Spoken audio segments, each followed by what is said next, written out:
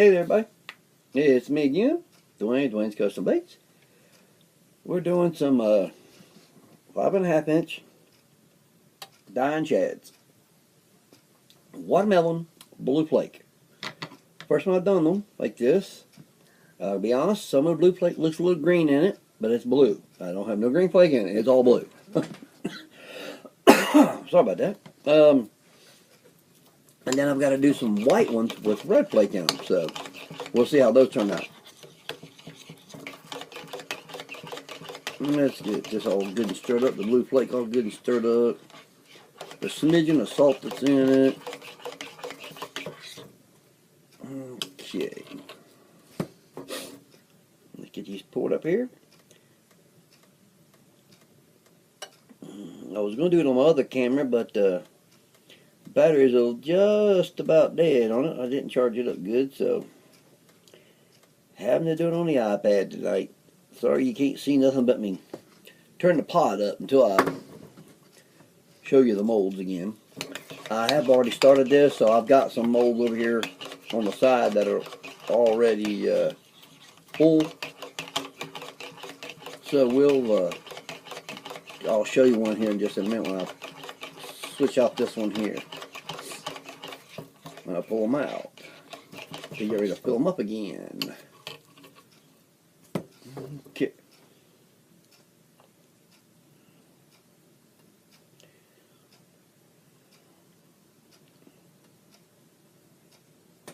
So I guess since I've never done it before, we'll call this a custom color. It is a custom color since I've never made this one before. So, okay. Just set this down for just a minute here. Alrighty. Okay. And here's what the other ones look like that's already in the mold. 5.5 inches. The only real thing I got to cut is back here. Maybe a smidgen around the tail. For the most part, that's all I'm going to have to trim off of these. Getting better at it. Or be. I've been pouring these. I've had this mold since 2002 when I first started. I'm sorry, 2004 when I started. I always thought it was 2002, but it was 2004 when I got started. So I've had these molds since 2004. It's 2016, so I've been pouring these for just a little while. I only got 4 of them, so that's why this in here is just a wee bit soft yet. But it'll act right for me here. So that's just why I blew right in the center right there a little bit to help it out just a smidgen there. That and I had the plastic super hot when I poured these first ones right here. So, boy, I should have pulled. Just a second here. I'll pull one of these up and show it to you. That I already have poured. So just 1 second. Let me stir this up a little bit here. Okay. Here they are. Watermelon with blue flake. Get close to the camera and you can see it there. That's it right here. And like I said, all I got to do is, on this one really, is just trim out a little bit here and maybe a little bit on this side right there of that tail. Other than that, this one's good. Okay. Stir these up some more here. Yep. And those of you who's watching this video for the first time and haven't ever seen any of my lures before, these are 20 to a bag. Yes, I said 20 to a bag for a bag of flukes. Sorry. Dying shads, I'll call them. 5.5-inch dying shads. 20 to a bag for $6.75. And yes, you heard that part right too. 20 for $6.75.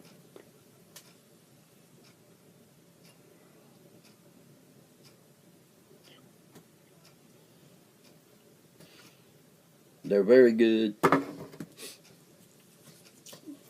They work really good too. I personally, if they're not hitting top water, I normally do use a 5/0 super braided extra wide gap Gamakatsu hook. The the braided hook, the super line hooks, the 5/0, and with the 5/0 hook in them, it'll sink roughly a foot a second. So if you're fishing shallow, 3 or 4 feet, you just count down 1 or 2. When all those twitch, twitch, twitch, till it comes back, screws up to the top. Now it'll start falling again, and that tail will start slowly bouncing up and down a little bit, and slowly start to turn. If you're in really deep water, like I was 25 foot of water, I'd cast out, and I was counting down. Hadn't done a thing other than cast out and give it a little extra line out. Just started to say 1016 in my head because I wasn't out loud, and my line started moving faster than just sinking, of course. I reeled down, set the hook, 5-pound bass. If you look at my Facebook profile, Dwayne Robinson, that's the one of my profile picture I'm holding. That was caught just south of Winchester, Virginia, on a watermelon red. And I hadn't even, like I said, I hadn't worked it at all. I was counting down. I knew where I was at. It was about 25 foot of water. I was counting down. I was thinking about 22 feet maybe, to 1,022, somewhere between there maybe, and giving it 5 or 6 twitches, and then letting it fall back down again, back all the way to me. That's how I do them if they're not busting topwater. If they're hitting topwater, actually most of the time I'll use a 2/0 hook, and I'll work it and keep it on top. That's what I normally do. So the same size line and everything. That's how I've done it in Florida the whole time. Fishing Okeechobee or Lake Istapoga. That's how I've caught several 6-pounders on that lake like that. With a 5/0 hook and just a couple foot of water. Sink it out. Instead of twitching up, I'll twitch down, stop. Because it'll still come up. Twitch it down 2 or 3, twitch it 2 or 3 times. Stop. 2 or 3 times again. And stop it. Count maybe 1,001, 1,002 maybe. And I slayed them up there. Well, down there, since I'm in Virginia now. I slayed them on Lake Istapoga like that. One guy was with me. Well, I was non-boater. And he was like, "So, is that how you work them?" I said, "Well, if they're not busting topwater, yeah, that's what I do." And about that time, I got slammed. I hollered duck because I was in the back of the boat that was swinging around toward the front. And I had 50-pound braided line. Just as he got ducked down, it caught the back of his hat and flipped his hat off. He barely caught it before it hit the water. And I was like, yep, that's why I fish it like that. He liked that after that, so everybody started copying me. I don't understand why. I had another gentleman that was using my salted bass sticks. Excuse me. And he was fishing a terminal on Lake Istapoga. And I had told him, and he had seen how I do them. And he hadn't caught a fish, not even a dink, which is what we call under 10, 12 inches, because down there we had a piece of papers that we could catch fish that was, when the lake was 14, we were allowed to keep 12. So, but he hadn't even caught small ones. And he went up to this one spot where he always goes to, and he said he's seen this log up underneath their, not a ramp, their dock, like, come out into way out into the water. He said there's a log underneath it. And he said if there's a bass anywhere around here, there's got to be up there by that log. So he goes up there, stops wait for it, and ties on a 5/0 hook like I told him to do. Cast it. He told me they skip real good with that bigger hook on it. They skip real good. I said, well, thank you. And then all of a sudden, he said it landed about he said about 5 or 6 inches from the end of that log. It just starts falling. He goes, "You're right, that tail starts a flapping." I said, "Yeah, I know." He said, "It dropped down about 6 or 8 inches." He said, "All of a sudden that log moved." It wasn't a log. It was a 9-pound bass. He won the tournament with that one bass, and also, of course, one big fish with that 9-pound bass. Excuse me, my nose and now my eyes are. So he was like, "Man, those things are awesome like that." So, alright, well, since I'm having to let this melt down, back down now, and I got a little bit more to put into it, I'm going to end the video here. I'll pull some of these other ones out first, though. So let's see here. First, get off my plastic. Okay. Okay. There's this one. See? Put it close to the camera there. Blue flake. Let me give you the other hand here. Make it the light hit it a little bit better there. But that's all blue flake in there. Watermelon with blue flake.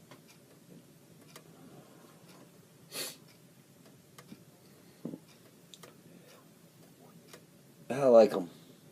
They're looking good. Never used a blue flake one before, so could be like my blue highlight. I don't know. Maybe that's what they were thinking. I don't know. So, but we'll have to wait and see.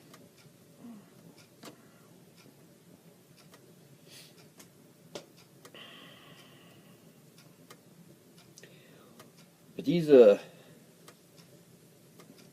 things work, like I said, they work really good. They've been used in Mexico, Lake Baccarat, Lake El Salto, all over the United States, Florida, Virginia, California, Indiana, upstate New York, everywhere, Texas. Actually, matter of fact, that's where these are going. They're going down to Texas, so. Okay.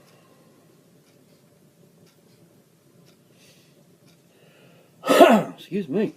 Sorry about that.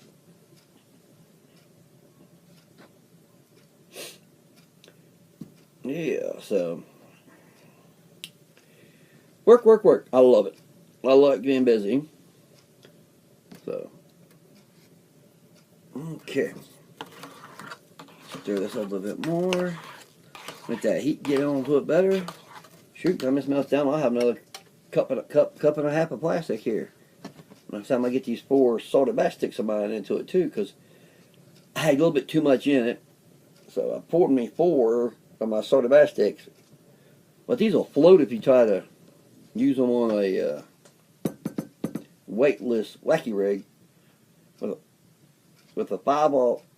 And I know Yamamoto tells you use 3-aughts, but I use a 5-aught in them, just like some of the other guys on YouTube does. And they work really great. And on shaky heads like this, they work really great too. Alright, let's cut her up. Now I'm going to melt this plastic down. Okay. And I can do this with any and all my lures. I can cut them back down. Remelt them if I don't like the way it looks. Cut it back down and redo them. Anybody actually that makes baits like this can do this.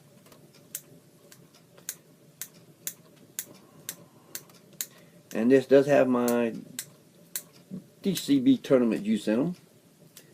And these dying shads of mine, so be careful not to get it on my burns here. On my burner, I should say. Not burns. A long ways from my burns that are on my feet and legs, so. Yeah, I know there's a little bit of steam on my face there now, so. Alrighty, now then, let's go ahead. My mouth a little dry. My lips, I should say. Okay, just pull this one out. There's another one. Perfect. In every way there. It is. I'm not saying I am. The lure itself is. I'm far from being perfect.